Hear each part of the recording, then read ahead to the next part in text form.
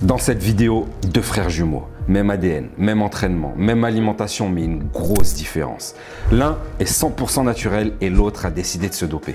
Et pendant plusieurs semaines, ils vont se comparer dans une expérience unique. Les deux frères jumeaux, Costas, naturel, et Ilias, sous chimie, vont comparer les réels effets de la prise de stéroïdes, que ce soit sur la force, sur leur physique, sur les effets secondaires, qu'ils soient physiques ou psychologiques, et même sur leur attractivité. On verra lequel des deux plaît le plus aux femmes. Let's go! Bon les gars, j'ai survolé la vidéo, le concept il est fou. Ce que vous allez voir, je pense que ça va vous choquer. Vous verrez aussi qu'il y a un gros retournement de situation, à mes yeux plutôt pathétique, mais pour ça, je vous laisserai juger. Il y a quelques zones de flou aussi qu'on se doit d'éclaircir. Je vous montrerai le genre de physique à la fin de la vidéo aussi que vous pouvez atteindre de manière naturelle. Et on parlera aussi des différentes études qui ont été faites justement sur la prise ou non de stéroïdes et les différences de gains musculaires entre une batterie de personnes qui a pris des stéroïdes et une autre batterie de personnes qui n'en a pas pris. Et au final, ceux qui essaient de nous faire croire que les stéroïdes ne sont pas des produits magiques, vous risquez d'en prendre un coup. C'est donc parti, on commence avec le visionnage. Behind me are two identical twins. One of them is natural and the other one is now on steroids. The difference in muscle mass between the natural twin and the steroid twin is 20 kilograms of lean mass. Ok, ça commence avec tout de suite une annonce de 20 kilos de masse maigre en plus pour celui qui est sous stéroïdes. Mais il y a une information qui nous manque, c'est il a utilisé des stéroïdes pendant plusieurs semaines. Qu'est-ce que ça veut dire les gars? Plusieurs semaines, ça peut représenter des années, comme ça peut être ridicule sur le papier. Et si c'est quelques semaines, 20 kilos, ça me paraît quand même un petit peu gros. Je sais pas si vous vous rendez compte, mais celui qui est sous stéro là, il a quand même une tête qui a gonflé. On peut voir en tout cas à quel point les stéroïdes peuvent avoir un impact sur ce trait qui est d'ailleurs un trait très masculin, la mâchoire carrée. Sachant que les stéroïdes, c'est l'hormone masculine par excellence. Là, on le voit bien quand ils sont côte à côte. Regardez-moi ça, la différence de tête. Mais vous pouvez noter aussi autre chose et dites-moi si vous êtes d'accord avec moi. On a l'impression qu'ils n'ont pas le même âge. Celui de droite paraît plus jeune que celui de gauche. Je me demande si on les a forcés aussi à s'habiller un peu comme ça, en mode un peu kitsch. Je sais que c'est aussi une tendance, hein, et moi je juge pas les styles, mais les petits shorts comme ça, là, des années 90, je trouve que ça fait très cliché et très ok, vous habillez comme ça, il faut qu'on comprenne tout de suite, dès le premier coup d'œil, que vous êtes des bodybuilders matrixés par le bodybuilding. Déjà, dites-moi, est-ce que vous avez l'impression qu'ils ont 20 kilos de différence? Non, il y a quand même une grosse diff. On le voit sur les cuisses là, notamment. Dès qu'ils ont changé de position, et c'est possible. Alors, je sais pas depuis combien de temps ils s'entraînent ces gars, 120 kilos, c'est pas une perf non plus de ouf, on voit qu'il a deux doigts de la passer, c'est assez solide, il n'y a rien d'incroyable. Donc, celui sous stéroïde a passé 140, celui sans stéroïde n'a pas passé 120, il était pas loin, oui, je pense qu'ils voilà, ils sont à 20 à 25 kilos près en max. Bro, I actually think I'm gonna get depressed if I lose my hair from steroids. Yeah, 100%, honestly. Ah, donc là, ils vont regarder est-ce que la prise de stéroïde a induit une perte de cheveux. Et là, vous allez être choqué. Are you gonna reconsider the whole steroid thing? I don't know, I probably would lower my trend a little bit. Donc il a dit que la substance qu'il prenait c'est du trembolone et c'est une substance utilisée par beaucoup de personnes qui font de la muscu. First of all, we can observe that the hairline is slightly pushed back here and the color is weaker and the thickness or the diameter of the hair is smaller. Costas the natural is already showing some signs of balding, and Elias knows this can't be good news for him. Yeah, you feeling stressed or what? Now I'm actually stressed out. Je sais pas si vous vous rendez compte aussi dans la vidéo, mais celui qui est sous stéro, on l'entend beaucoup parler et l'autre il est beaucoup plus discret. Comme s'il donnait l'impression justement d'être beaucoup plus confiant, hein, celui qui est sous stéro. We can observe clearly that on Elias the problem is bigger and there might be some thinning on the area in the future. En gros, ce qu'ils disent, c'est que oui, c'est prouvé que quand tu as une prédisposition à perdre tes cheveux, que tôt ou tard tu vas les perdre, le fait de prendre des stéroïdes va accélérer le processus. Et d'ailleurs, ça se voit, hein, les mecs qui font les grosses compétitions, etc., sont souvent chauves. Hein. Et je pense d'ailleurs que beaucoup de personnes font l'amalgame avec la créatine, parce que quand j'ai fait la vidéo sur la créatine, j'ai eu énormément de commentaires qui me disaient « Oui, t'as pas parlé de la chute de cheveux, etc. » Les études n'ont jamais prouvé que le fait de prendre de la créatine augmentait la perte de cheveux et même pour les personnes qui avaient des prédispositions. Let me help you up. Yeah. 1, 2. No, brother, he's doing a set. I was right here and you took my plate. What are you using this machine? We didn't take the plate from there. We took it from back here. No, you came from right there and you took my plate. All right, okay, we'll get another. Donc là, en gros, il y a un gars qui vient prendre les poids, qui vient un peu les faire chier à la salle. C'est filmé, ils veulent voir lequel des deux va s'énerver. En tout cas, s'ils veulent montrer que les stéros, ça rend nerveux et que tu pètes un câble pour rien, là, je suis désolé, mais les mecs, ils se font manquer de respect depuis un bon moment. Et pour l'instant, les deux sont restés quand même assez sympathiques. I think you're being rude, bro, without a reason. We haven't done anything to you and you're here with an attitude. Nah, I just took 3 scoops of pre-workout. Okay, and I took 300 milligrams of Tren, so what? Oh, really? Are you taking stuff? Are you taking steroids? Yeah, that's why I'm telling you, cut that shitty attitude. Or go to another machine, because it's gonna be a problem. Tu dis, moi j'ai pris 3 scoops de café de pré-workout. Ouais, bah moi j'ai pris X milligrammes de stéroïdes là, de Tren. Genre c'est ça les menaces. Take steroids. And you really don't want me to prove it to you right now. Anzi, là, non è client. Stop. Cano, prank. It's a prank. C'est bon. Ilia, trollarono. Trollarono. Go. Ilia, trollarono. Don't do shit like that to me, bro. Don't make me crazy. Don't laugh, go away. But Elias didn't find any of that funny. On leur laisse le bénéfice du doute. De toute façon, vous allez voir qu'il y a des études là-dessus qui ont été faites justement sur les effets secondaires psychologiques des stéroïdes. Please, we're gonna get into a fight, please. Leave the gym right now. Get out of the gym right now.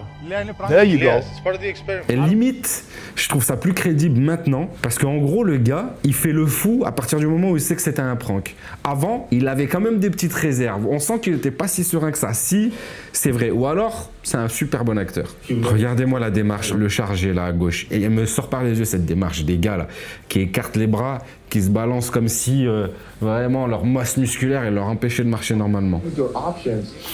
Donc là, en gros, ils ont mesuré l'attractivité des deux gars sur des sites de rencontres, si j'ai bien compris. En gros, les femmes n'étaient pas vraiment attirées. Et ce qu'il dit, c'est que quand, sur tes photos, on a l'impression que toute ta vie tourne autour de la musculation, tu deviens pas quelqu'un, entre guillemets, d'attirant. Et d'ailleurs, ça, on l'avait vu dans la vidéo où on traitait justement du physique qui attirait les femmes, ou en tout cas, quel muscle était le plus attirant selon les femmes. Et il y avait plein d'études qui montraient que, en fait, quand on avait l'impression que toute la vie du gars tournait autour de la muscu, bah, c'était pas attirant parce que tu as l'impression que c'était quelqu'un de ultra narcissique, qui avait que ça dans la vie, qui était pas intéressant. Et souvent, c'est totalement bête, hein, mais les gens assimilent ça à des capacités, on va dire, cognitives plus faibles. En gros, plus t'es musclé, plus t'es teubé, quoi. Après, n'hésitez pas obligé de faire des photos en débardeur, de froncer les sourcils, de paraître énervé non plus sur leurs photos, quoi. Maintenant, on va voir aussi un point très intéressant, le niveau santé. Est-ce qu'il y a eu des effets secondaires de la prise de stéro? Et là, en gros, il nous dit qu'il a eu les résultats et que bah, c'est pas du tout ce à quoi il s'attendait et il a eu une grosse mauvaise surprise. Donc c'est un docteur qui est spécialisé en bodybuilding, qui a déjà fait des ouvrages là-dessus. Donc lui, il a dit que oui, l'espérance de vie des gens qui ont pris des stéroïdes est plus basse que celles qui n'en ont pas pris. I brought him in because when I saw Costas, the natural blood results, a lot of red flags started to pop. And I started to believe that Costas might in fact not be natural. Oh là là là là, c'est ça le retournement de situation, les gars, que je vous disais. C'est qu'en gros, même le naturel, au vu de ces prises de sang, n'est sûrement pas naturel. Ah, c'est triste. Si c'est le cas, c'est vraiment triste. Et je vais vous expliquer pourquoi c'est si triste que ça. Là, il nous parle du haut taux en créatinine. Je suis pas sûr que ce soit un indicateur vraiment fiable, dans le sens où tous les pratiquants de muscu, même ceux qui se supplémentent pas, ont un taux de créatinine plus élevé du fait de la pratique. Ceux qui se supplémentent en créatine aussi, bien sûr, ce qui normalement ne cause aucun problème quand vous avez des reins en bonne santé. So you truly don't believe there's any chance he's natural? LH of 0.5 is end of the story. Ah, là par contre, on arrive sur une info sûrement beaucoup plus révélatrice, c'est qu'il a un taux de LH beaucoup plus faible que la moyenne, avec un bon physique, ce qui sous-entend qu'il se serait dopé, d'accord? Et quand vous allez prendre des hormones, ça vient pas de votre alimentation, c'est pas votre corps qui le produit, donc tout simplement votre corps va se mettre à ne plus produire cette hormone-là, ou alors beaucoup moins, et souvent, même avec des produits pour relancer, etc., bah, on n'arrive pas à des bons taux. Donc en gros, quand vous prenez des stéros, entre guillemets, vous vous condamnez sûrement à devoir en prendre toute votre vie pour avoir des taux ne serait-ce que normaux.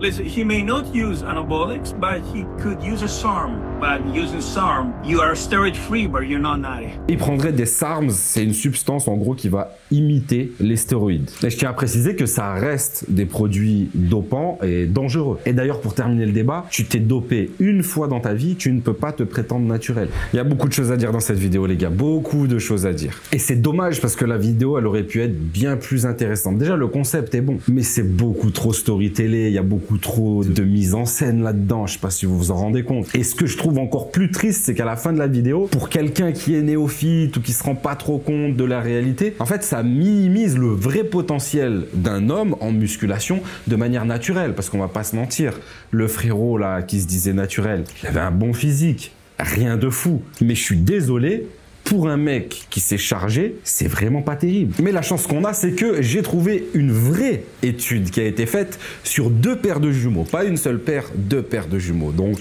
4 personnes. Ouais, je sais, les maths, je suis plutôt chaud. Et d'ailleurs, c'est cette étude qui est la plus citée, hein, parce que c'est une étude qui a été faite sur des jumeaux qui vivent dans les mêmes conditions, qui vivent dans le même milieu, etc. Donc il n'y a pas grand-chose qui aurait pu influencer leur comportement, si ce n'est la prise du produit dopant. Et en plus de ça, ils ont fait l'expérience pendant 6 mois qu'ils ont renouvelé par la suite. Et ceux qui prenaient des produits dopants, sans surprise, eh ben, ils présentaient nettement plus d'agressivité, d'hostilité, d'anxiété et d'idées paranoïdes. Et c'est vrai qu'on parle beaucoup de l'impact des effets secondaires d'un point de vue physiologique, entre guillemets physique, mais beaucoup moins de l'impact mental. Et d'ailleurs, je vous raconte une petite anecdote personnelle. Hein. Bon, vous savez très bien que je filme régulièrement à la salle. J'ai pratiquement jamais eu de problème. Sauf cette fois-là. Un gars qui s'est senti filmé, il avait l'impression que la caméra était braquée sur lui, alors que je venais filmer depuis 6 mois dans cette même salle, et il ne m'avait jamais rien dit. Le gars, il s'est mis dans un état pas possible, il a pété un câble, il portait les haltères, il jetait des trucs. Et j'ai su par la suite que, bien sûr, il avait pris des stéros, et malheureusement, cette personne est décédée peu de temps après d'homicide qui a été sûrement déclenché ou aggravé par tout simplement peut-être le fait de s'embrouiller avec tout le monde. Et malheureusement, tu sais jamais sur qui tu tombes. Il n'y a pas que Alex de Bodytime en face de toi. Moi, je suis quelqu'un de raisonné. Je fais au mieux pour essayer de rester calme et tout simplement éviter d'avoir des histoires parce que moi, de mon côté, j'ai tout à perdre. Maintenant, revenons sur les études sur les jumeaux. Ils n'ont pas mesuré la différence de force, de masse musculaire, etc. entre les 2 jumeaux, malheureusement. Mais par contre, il y a une étude très sérieuse qui a justement comparé des groupes d'individus qui prenaient des stéros versus des groupes d'individus qui ne prenaient pas de stéros. Mais c'est pas tout. Il y avait une partie qui s'entraînait, une partie qui s'entraînait pas. Donc, regardez bien ce premier tableau. D'accord? En groupe, il y a placebo, il y a ceux qui prennent de la testo seul, il y a ceux qui s'entraînent sans prendre de testo et il y a ceux qui s'entraînent en prenant de la testo. Après seulement 10 semaines, le premier groupe, ils n'ont eu aucun gain musculaire. Le groupe qui a pris de la testostérone sans s'entraîner, les gars, plus 3,2 kg de muscles en même pas 3 mois. C'est énorme. Plus 9 kg au développé couché, plus 16 kg au squat. C'est-à-dire que tu t'entraînes pas, tes max, ils explosent comme ça. Et c'est là où c'est le plus triste. C'est que les gars qui se sont entraînés pendant ces 10 semaines-là, mais qui n'ont pas pris de stéro, ont moins bien progressé que les mecs qui ont pris des stéros et se sont pas entraînés. Seulement 2 kg de muscles avec l'entraînement seul. C'est déjà pas mal. Par contre, on voit que le mec qui s'entraînait sans prendre de stéro a pris quand même un peu plus de force que le mec qui ne s'est pas entraîné et qui est sous stéro. Et ensuite, on voit le groupe de ceux qui ont pris de la testo et qui se sont entraînés. Et là, bien sûr, ça explose tout.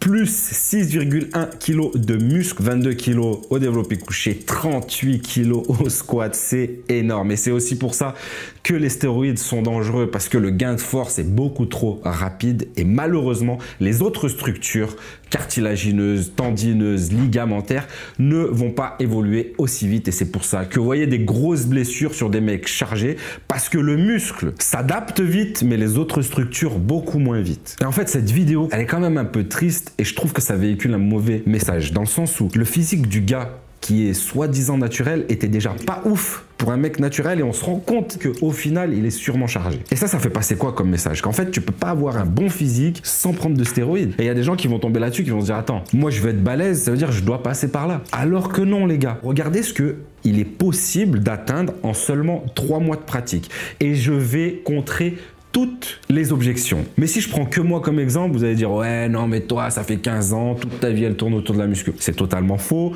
Oui ça fait longtemps, mais vous allez voir que c'est une évolution qui est plutôt linéaire pendant 1 an, 2 ans et après la progression est très faible. Ok. Du coup vu que je sais qu'il y en a qui vont se trouver toutes les excuses du monde, si je prends moi comme exemple, je vais vous prendre juste certains de nos élèves. Regardez, Reda, le physique qu'il obtient en seulement 3 mois, hein, c'est 13 semaines les gars. Donc oui, ça c'est possible. Alors oui, la lumière est meilleure sur la deuxième photo et c'est normal et c'est pas nous qui leur demandons. Mais quand tu finis une transformation physique, en général, t'aimes bien te mettre en avant, t'aimes bien te faire beau gosse, t'aimes bien montrer le travail que tu as effectué et te mettre sous ta plus belle lumière. Et d'ailleurs, pour ceux qui voudraient le télécharger illégalement, les gars, le programme Apollon, c'est le concept de transformation en 3 mois, tout en vidéo, avec tes exercices, ton coach WhatsApp en one-one où tu vas pouvoir poser tes questions. Donc c'est PJ, c'est moi, c'est un assistant qu'on a aussi, mais c'est personne d'autre. Hello Alex, je te remercie pour ton message et ton encouragement, ça fait énormément plaisir. Suite à la visite avec mon docteur, donc il est très content de ma perte de poids et puis ça se voit, donc je me sens tellement mieux. J'ai l'impression d'avoir un nouveau souffle de vie grâce à Bodytime.